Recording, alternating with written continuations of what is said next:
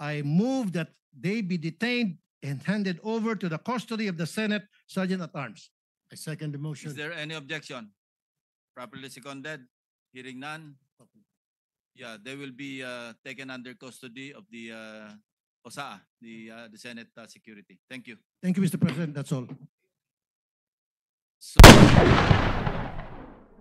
right now, you are saying na hindi mo ako kilala, hindi po. ka nagpunta sa aking Hindi tanggapan. rin po. Correct? Yes, Your Honor. So, lumalabas talaga na wala akong kinalaman kung ano man ang transaksyon ninyo ni Bryce Hernandez. Am I correct? Yes, Your Honor. Sir, 1 second. Hindi mo kilala si Senator Jinggoy at hindi ka nagdala ng pera sa kanya. Hindi po. Kahit po kay Bryce, wala po akong dinalang pera. Okay. So talagang safe ka na.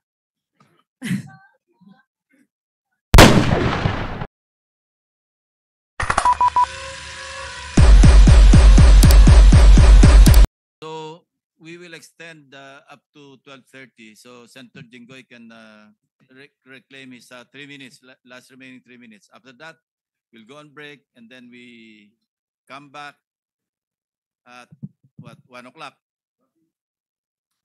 Please proceed. Thank you, Mr. Chair.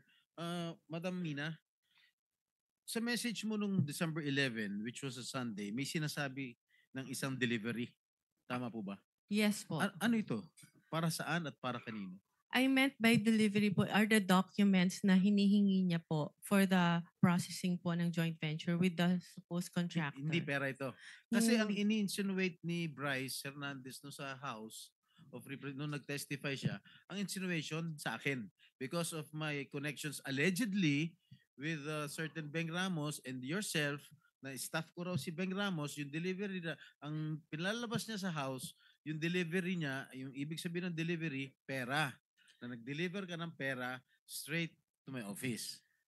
Yun ang, Hindi po yun ang ganun insinuation yung... niya eh. Ang agreement po is kami po kasi yung gagastos sa processing No, fee. no. So yun po siguro I'm yung telling you, nire-refer niyang excuse me, pera. I'm telling you that that was his insinuation when he testified in the Yes. House of Representatives. Yes. Pero right now, you are saying na hindi mo ako kilala, hindi ka po. nagpunta sa aking Hindi tanggapan. rin po. Correct? Yes, Your Honor. So lumalabas talaga na wala akong kinalaman kung ano man ang transaksyon ninyo ni Bryce Hernandez. Am I correct? Yes, Your Honor. Sir, 1 second.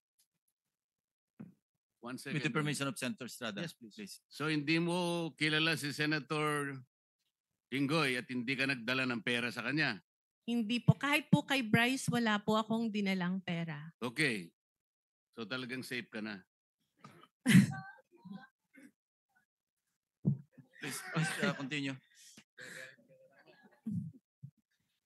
Okay. Short statement. I hope you will not deduct it from my time. Oh, hindi. Kasi yung responses hindi kasama. Go ahead, please. Yes, Your Honor. Yes, I am Mina Jose, and I am appearing before this committee in my capacity, in my personal capacity, and as a representative of WJ Construction. I came before this committee with humility and respect to share the truth. First of all, I thank the committee through the leadership of our chairperson, Honorable Senator Panfilo Lacson, for giving me this opportunity to explain my side. Today, I wish to clear not only my name, but also the name of WJ Construction and those personalities who have been unfairly dragged in this controversy. I wish to clearly state first that to the best of my knowledge, Beng Ramos is not and have never been a staff of Senator Jinggoy Estrada or any senator or congressman. I have known her only as a staff of the Blue Ribbon Committee, particularly the Broom. And as far as I know, Beng is a dedicated government employee who has never been involved in any controversy, especially in this anomalous flood control projects that Ade Bryce mentioned in the congressional hearings. And as for myself, I speak from the depth of my heart that I have never engaged in any illegal activity. I have never given nor received any money from any public official or government employee, including this Mr. Bryce Hernandez. Thus, I strongly deny his accusations, the baseless and malicious accusations he threw against me and WJ Construction during the congressional hearing. WJ Construction, which my partner and I have devoted decades of honest work to build, has always stood on the strength of its good reputation. We have completed numerous private and government projects, no ghost projects, no substandards. Our clients can attest to the quality of the work and the integrity with which we conduct ourselves. Everything I know and all that I can share in this hearing, to the best of my knowledge, have been fully narrated in the affidavit that I have submitted to the committee. I am here today to affirm those truths, to defend my integrity, and to stand firm for the good name of WJ Construction, which represents not only my family's livelihood, but the honest labor of the many people who have worked for us. I'm sorry, Your Honor. So emotional. Thank you so much. Thank you, Ms. Mina. Itong affidavit dated September 17, ito ba'y malaya mong ginawa at walang nagpwersa o nananakot sa'yo para gawin ito? Wala po, Your Honor. Actually, I made the narrative myself and just asked my lawyer to please prepare it in a legal format. Okay. Kayo ba nangongontrata sa DPWH? Yes, Your Honor. Alright. Ang WJ Construction ay negosyo nyo. Tama po ba? Yes po. Kailan kayo nagsimula magnegosyo? Okay, Pumasok sa construction business. WJ Construction started po as sole proprietor when my husband was still single in 1998. And tuloy-tuloy lang po yung kanyang paggawa ng projects in both private and government projects. And in 2021 po, it transitioned into a one-person corporation. So, ano yung mga kontratang nakukuha nyo sa DPWH? Meron bang mga flood control projects? Meron po kami huling last ginawa na flood control in 2023 po. 2023? Yes po. Ano-ano po lugar? Sa Manila po. Sa Manila lang? Yes po. Okay. Ilan yung mga flood control projects ninyo? So far yun pa lang po. Isa lang? Yes po. Magkano halaga? 24 million po, Your Alright. Honor. Okay. Sabi po ni Senate President Pro Temp Senator Ping Lacson in one of his interviews mentioned that you were in the Senate premises on August 19. Tama po ba? I was there, Your Honor. You were Yes, Your here? Honor. Yes po, Your Ano po Honor. ginagawa niyo rito? I was invited to do an ocular of the supposed project po na dapat gagawin ko po sa office ng isa pong senator. Sino po? Pwede ba malaman kung Your Honor, if I may, it was already stated in the affidavit po that I have submitted. And with due respect, sana po not to name na lang po the good senator because he's not really involved naman po in Yes, any I know. of this. I know that Senator, I vouch for his credibility and Opo. integrity also. So, yung bang unang pagkakataon mo na pumunta kay rito sa Senado?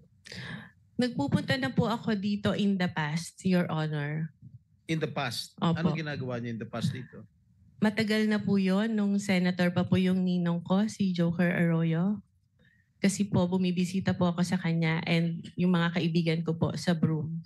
So, sino-sino mga pinupunta? Senator niyo? Jinggoy, in fairness to all the senators, not only those present here, I would suggest that Ms. Jose or Mrs. Jose should identify kung kaninong office siya nagpunta. Okay, Senator Erwin Tulfo po. Ano po naging sadya niyo sa office niya? Meron po kasing problem yung terrace ni Senator Erwin na binabaha po siya lalo po pag umuulan. So ako po yung na-refer na contractor nung staff niya na kung pwede po tingnan namin gawa ng solusyon and mag-suggest po kami sa kanya. Yes, Mr. Chair. The permission of Senator Estrada? With the permission of His name Senator. has been mentioned. I think we owe it to him. No? Mr. Chair, the only time that I learned of the Double J construction was through a staff of mine na recommended me this group to fix my veranda on the 5th floor, Mr. Chair. But when upon learning her name was mentioned by Engineer Bryce, we immediately requested to cancel all contracts with WJ, where I specifically ordered to terminate our office refurbishment project with WJ. And also, that was on September 9, Mr. Chair.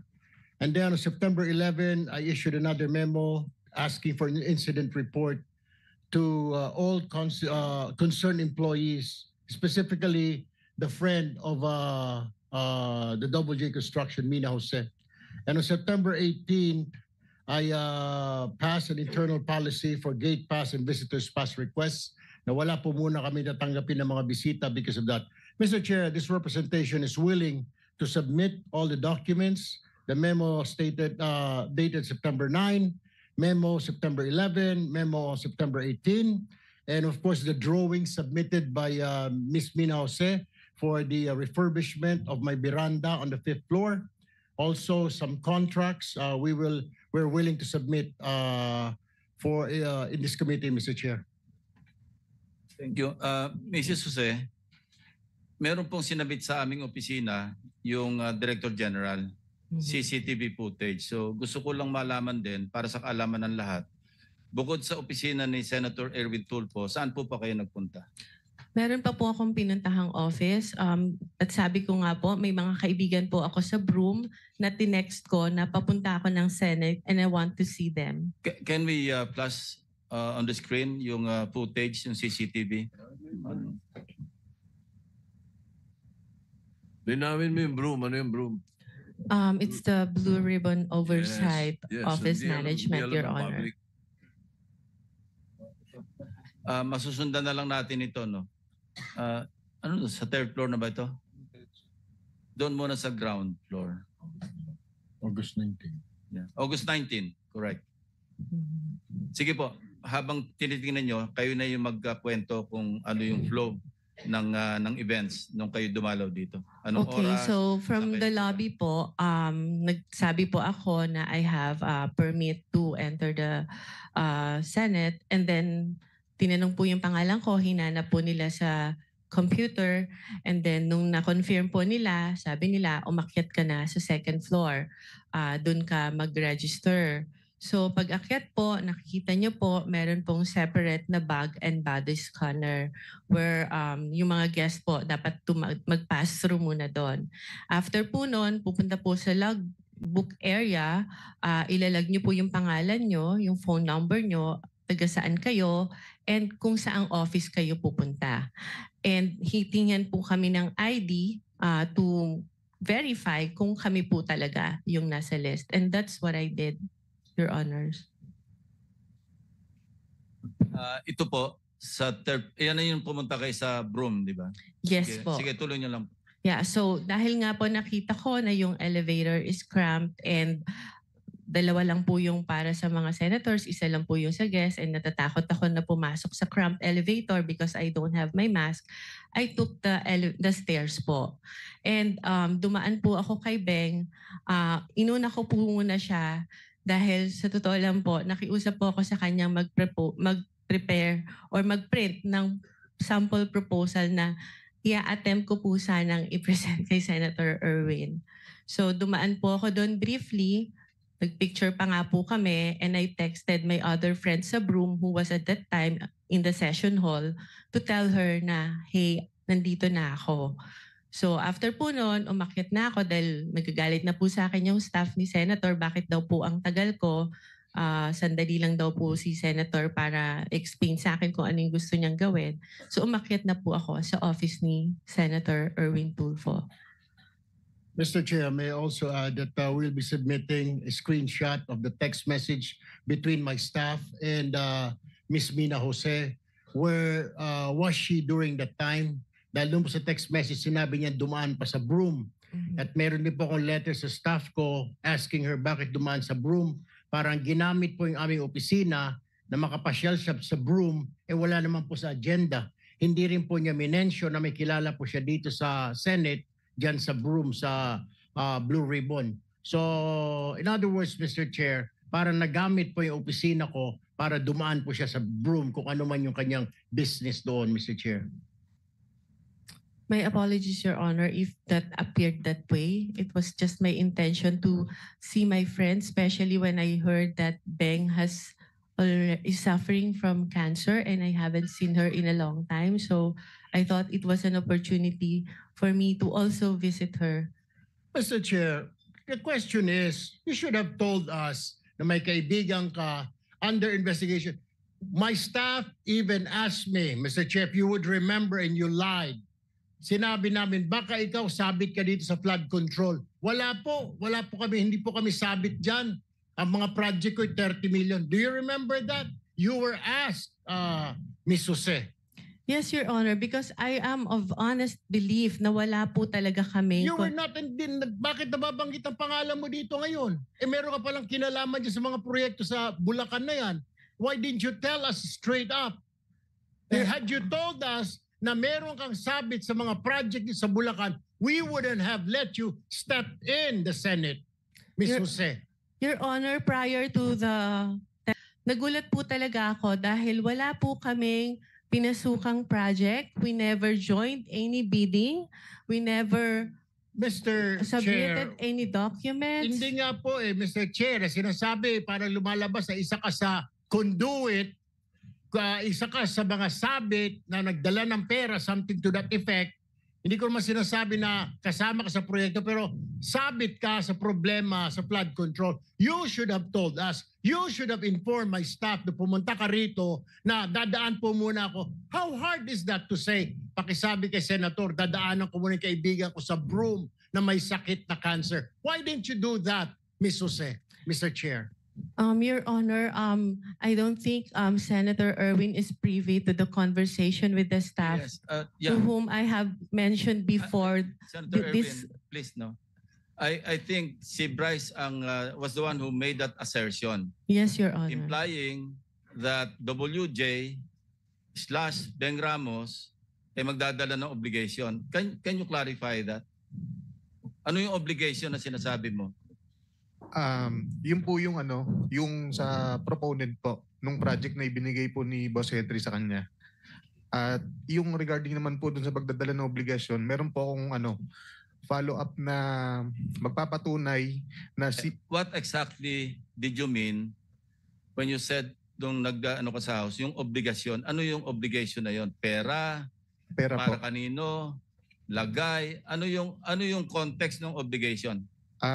Pera po siya para sa proponent. Ano yung sabihin? Lagay para sa proponent? Yung advance po. Opo. Advance para yung sa parang proponent? bayad po para dahil nakuha niya yung project na yun. Mrs. Jose? Your Honor, I don't know what he was talking about because the context of that message is about giving him documents for a supposed po dahil hindi natuloy na joint venture. If I may, Your Honor, in my affidavit, Wait for a while. And pag sinabi mong proponent, you were directly linking Senator Jinggoy, hindi ba? As the proponent. Ay, hindi Kasi po. minesyon mo yung Beng Ramos na sinabi mo, stop siya ni Senator Jinggoy. So Yes. that was the implication. Pag sinabi mong magpapadala o ipapadala yung obligation sa WJ, Beng Ramos, and then nung tinanong ka, sino si Beng Ramos, stop ni Senator Jinggoy, hindi ba? Yes po. So yun ang ini-imply mo na yung obligation na sinasabi mong para sa proponent para kay Senator Jinggoy. Hindi po, Your Honor. O ano yun? Sino yung proponent ngayon? Ibang project po yung hindi po galing kay pinagdugtong mo Senator kasi Jinggoy. Anyway, sige, please continue, Mrs. Jose. if you remember po dun sa shinare niya na text message, nagpakilala lang po ako na Mina, WJ Construction, Beng Ramos, for him to know na nakuha ko po yung number niya kay Beng Ramos. And nag-usap po kami, nagpakilala ako as contractor, nagtanong po ako sa kanya kung ano po ba yung, to have an overview kung ano po yung mga projects na meron po sa kanilang district nung sinabi niya po na siya ay taga Bulacan. So nung sinabi niya po, Ito yung thread ninyong dalawa. Sige, ituloy mo lang. yes kwento po. mo. Nung sinabi niya po na mostly flood control, tinanong ko po kung ano po yung category na required nila. Ang sabi niya po, at least small A. Sabi ko po sa kanya, hindi po pala kami pwede because our flood control category is only small B. So baka hindi na po kami tumuloy. And he suggested po na pwede pa rin naman through a joint venture agreement, which is naman po normal na kalakaran sa construction sa DPWH na if you want to participate in a project na hindi ka qualify, you can do a joint venture with a license na qualified po doon.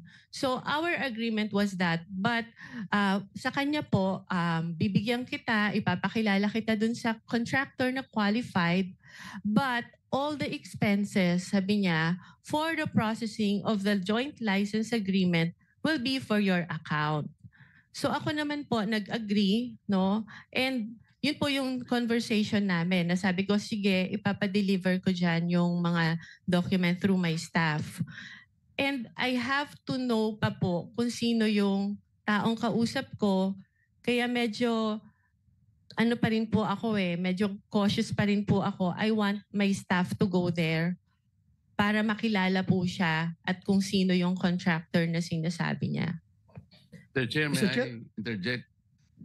Mr. Chair, Yes, Senator with the Marcoleta. permission of Senator Bryce, nung nag-testify ka sa House, matibay yung salita mo na si Miss, ano pangalan? Mina po. Mina, ay magdadala ng pera sa proponent.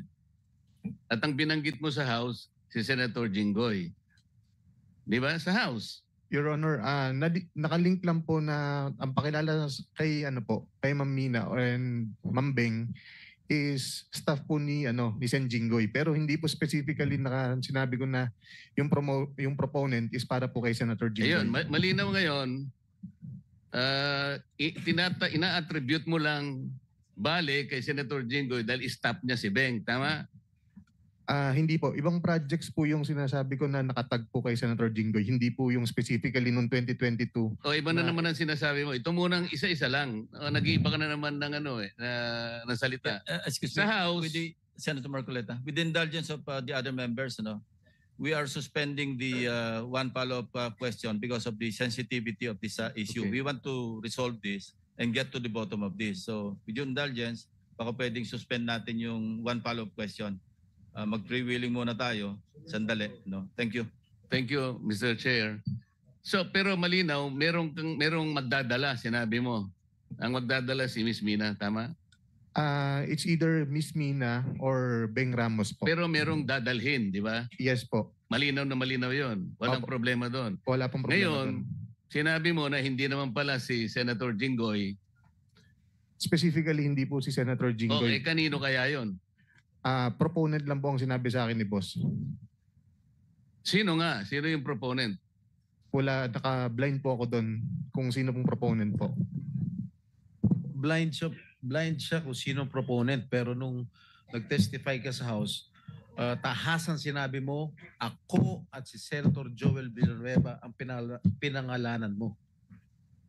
At Opo, sinabi mo rito, sabi ni Congressman Ridon, sorry, excuse me, before proceeding, can we state for the record again who is Beng Ramos? Ang sagot mo, she is the staff of Senator Jinggoy Estrada po. Staff, sagot ni Ridon, staff of Senator Beng Ramos is a staff of Senator Jinggoy Estrada. Ang sagot mo, yes po, Your Honor. Hindi ko siya naging staff kahit kailan, simula nung pumasok ako sa Senado noong 2004 up to the present. Hindi ko naging staff si Beng Ramos. How did you come to that conclusion na naging staff si Beng Ramos? Your Honor, si Boss Henry po ang nagpakilala sa akin. No. You answer my question directly. How did you come into that conclusion na staff ko si Beng Ramos? Si Boss Henry po nagsabi sa akin na staff niya daw po si Beng Ramos. Paano malalaman ni Alcantara yan? Mr. Alcantara, can you confirm his statement?